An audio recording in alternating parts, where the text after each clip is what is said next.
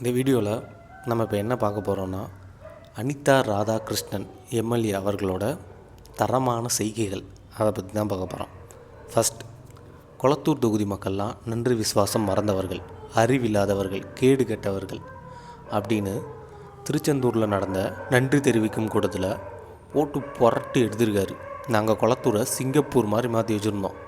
அந்த மக்களுக்கு கொஞ்சம் கூட நன்றி விசுவாசம் இல்லை, அறிவில்லை, யாரோ ஒருத்தனுக்கு தூக்கி போட்டிருக்காங்க ஓட்டை அப்படின்னு சொல்லியிருக்காரு. அடுத்த ரெண்டாவது, டிவிகே தலைவர் தற்போதைய சிஎம் விஜய் சாரை பற்றி சொல்லியிருக்காரு. என்னென்னா, விஜய் சார் தனக்கு எங்கெல்லாம் தேவை இருந்துச்சோ அங்கெல்லாம் ஜோசப் விஜய் தலித் ஓட்டுக்காண்டி, சிறுபான்மையினர் ஓட்டுக்காண்டி யூஸ் பண்ணிக்கிட்டாரு. எங்கெல்லாம் இந்து மக்கள் ஓட்டு இருந்துச்சோ அவனுக்குள்ளே தளபதி விஜய் அப்படின்ற ஒரு வாசகத்தை யூஸ் பண்ணிக்கிட்டாரு. இது தப்பு, மக்கள் மதத்தை பார்த்து ஓட்டு போட்டிருக்காங்க அப்படின்னு சொல்லி மக்கள் மேலே ஒரு குற்றச்சாட்டை வச்சுருக்காரு. அடுத்து மூணாவது, வில்லிவாக்கம் தொகுதியில் நின்று ஜெயித்த தற்போதைய அமைச்சர் ஆதவ் அர்ஜுனா சார். அவர் மேலே என்ன சொல்லியிருக்காருன்னா, இவர் லாட்ரி விற்க போகிறேன், இவனுக்கு பதவி கொடுத்து டிசைனாக நீ லாட்ரி வி அப்படின்னு சொல்லி அனுப்பி விட்ருக்காங்க சொல்லியிருக்காரு. அதுக்கடுத்து மூணாவது என்னென்னா, நான் சில கேள்விகள் இவரை பார்த்து கேட்கணும். ஃபஸ்ட்டு கேள்வி, சார் நீங்கள் எந்த ஜாதி சார்? நாடார் சமூகம்.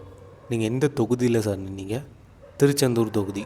ஓகே, இப்போ நீங்கள் சொன்ன ஸ்டேட்மெண்ட்டுக்கு ரோமா, ஆதவ் அர்ஜுனாவை வில்லிவாக்கம் தொகுதியை ரிசைன் பண்ண சொல்லுங்கள், நான் திருச்செந்தூர் தொகுதியை ரிசைன் பண்ணுறேன், 2 பேரும் திருச்செந்தூர் தொகுதியில் போட்டி போடுவோம், யார் ஜெயிக்கிறான்னு பார்ப்போம், வர்றியா ஒத்தை கொத்த போட்டு பார்ப்போமா அப்படின்னு கேட்டிருக்காரு. சார் எனக்கு டவுட், திருச்செந்தூர் தொகுதியில் சுமார் 40% நாடார்கள் இருக்காங்க. ஸோ நாடார்கள் வாக்கெலாம் யாருக்கு போகும்? உங்களுக்கு தான் போகும். எனக்கு ஒரு ஐடியா இருக்குது, அந்த ஐடியாவை சொல்கிறேன், கொஞ்சம் கேட்குறீங்களா?